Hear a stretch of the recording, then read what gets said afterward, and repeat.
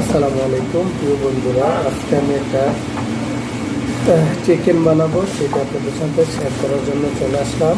এটাকে এরকমভাবে আটা লাগাইতে হয়, এভাবে।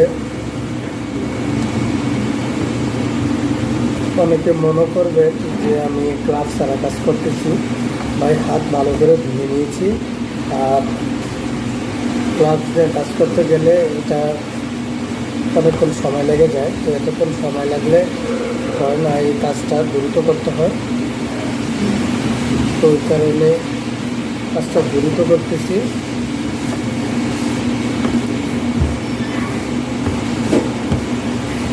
যেরকমভাবে চিকেন বানানো হয়, এটার স্বাদও অনেক স্বাদটা অন্যতম। তো এটা প্রায় খায়, বেশিরভাগ তুর্কিরা খায় এটা।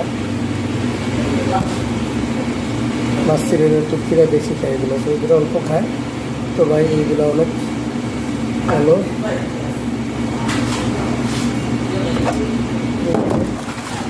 এই যে চিকেনগুলো, তো দেখতে কেমন লাগছে অবশ্যই কমেন্টের মাধ্যমে জানাবেন।